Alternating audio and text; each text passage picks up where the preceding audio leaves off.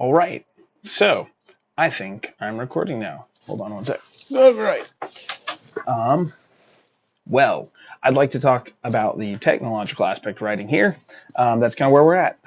It's a fun one. It can be really impactful, and it often digs deeper than what you might have had in a writing class in the past, especially as we look at kind of some of the history of writing and writing technologies. It's a lot of fun.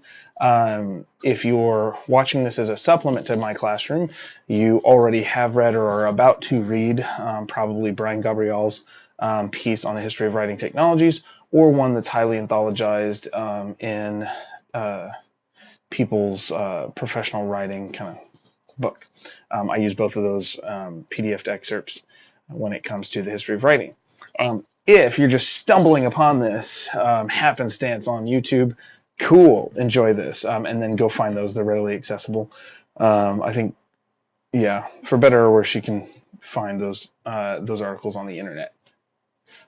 So the technological aspect of writing, how are we going to start this one? Let's see.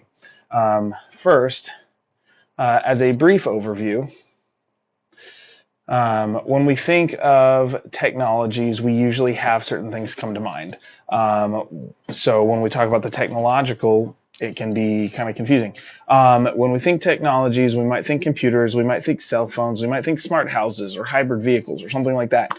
Oftentimes, what is called technology is usually oriented to the most recent technology.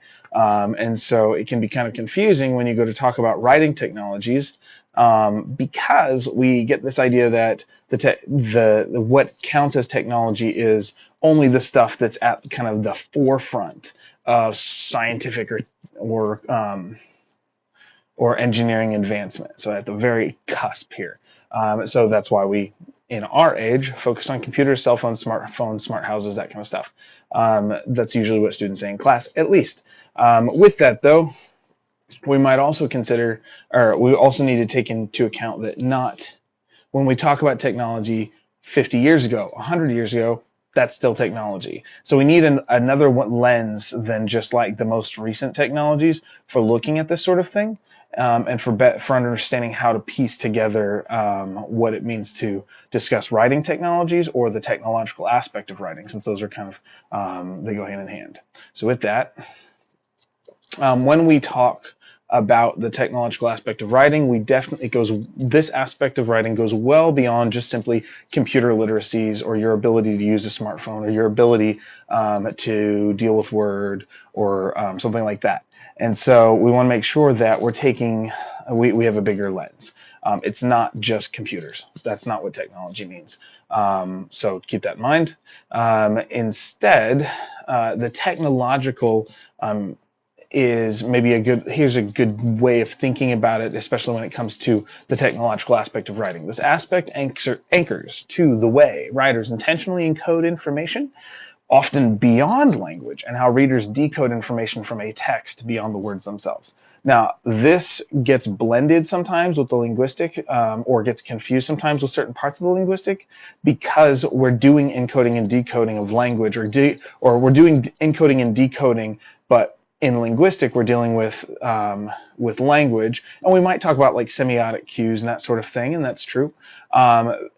But in the technological, we're primarily dealing not with things like the comprehension of the words and their meaning and context, but with the technological, we're talking about how a text is shaped or designed. And so it's how we're encoding information often beyond just words, in whatever writing system we're dealing with. So visual design becomes a major component in ways that we may not have thought of just when we were talking about it aesthetically or rhetorically, though there's always, yeah. So this is one of those things where it comes up. We mentioned it in the rhetorical, hopefully. We mentioned it with the linguistic. So now we're dealing with it in the technological as far as visual design goes. So we'll get there. But it really deals with encoding and decoding beyond the text and beyond the words themselves. It's not reading comprehension.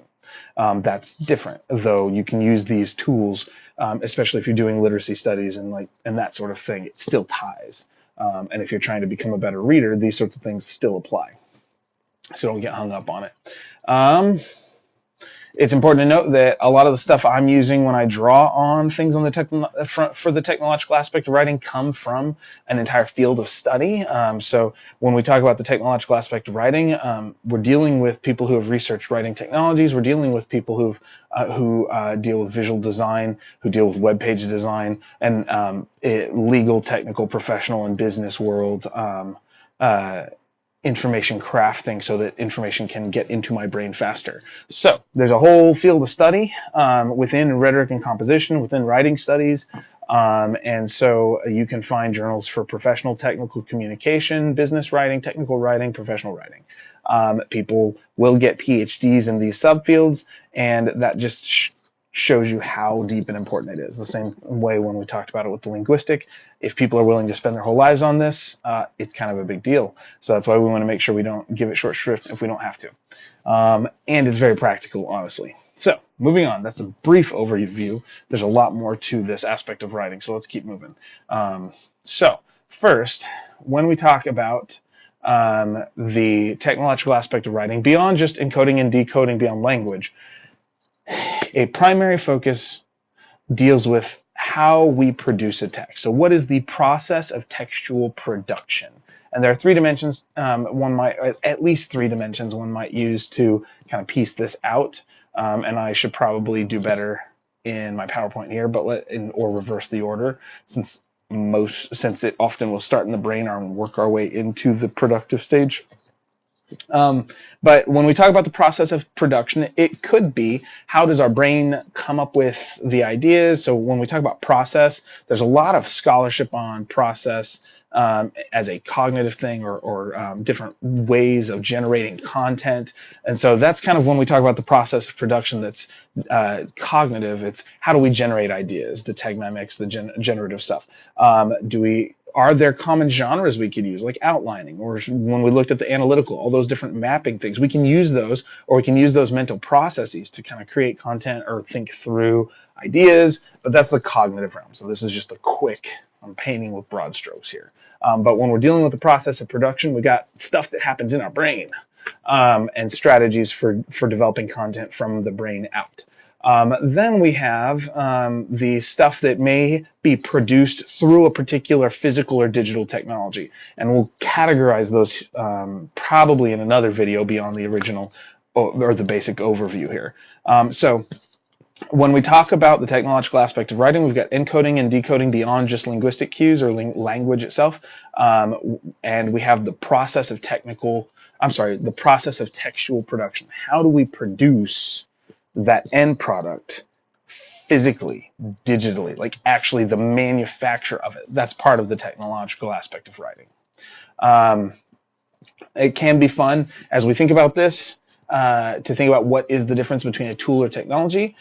Before I'm going to I'll do a separate video on that because it's more fun. But just to bounce through some of the other things that we will discuss in other videos, just to kind of keep this one truncated as opposed to the 20-minute videos I've been struggling with the other aspects of writing.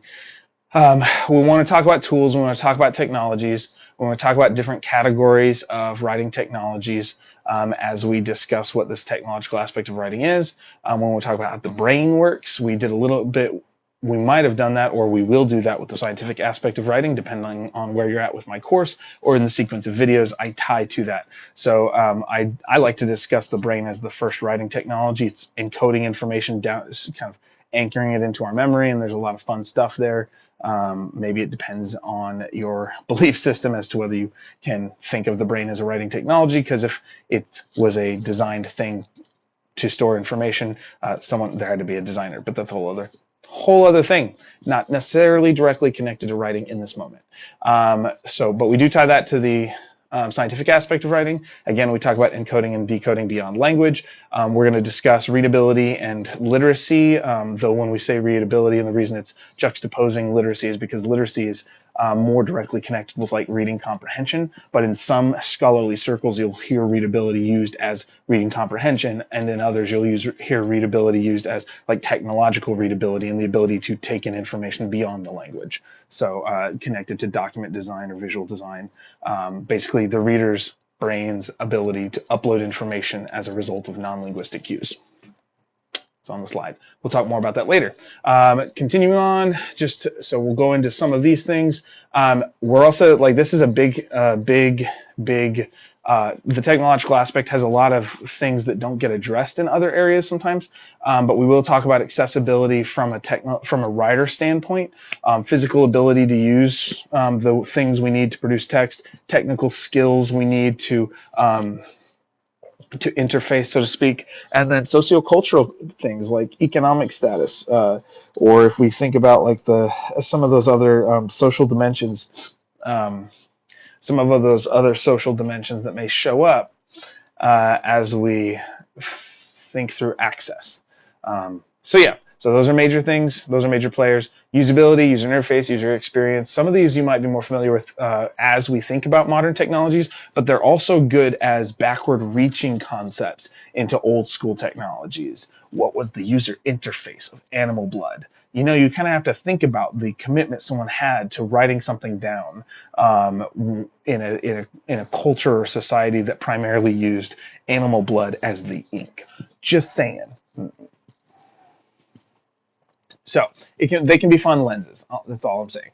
So we got usability, user interface, all this fun stuff, and then we'll talk through some possible examples. So for now, though, let's call that good on the brief overview of the technological aspect of writing. Just trying to get you shifting into this, but it's the process of textual production. It's how it's dealing with different writing technologies to get the text produced and out to our audience, and how we generate ideas, and how we both read texts and how we produce text using visual design or document design and encode information so that a reader can take it in beyond the language itself. So this will be a fun video series when we talk about the technological aspects of technological aspect and its components. So have fun and enjoy your day.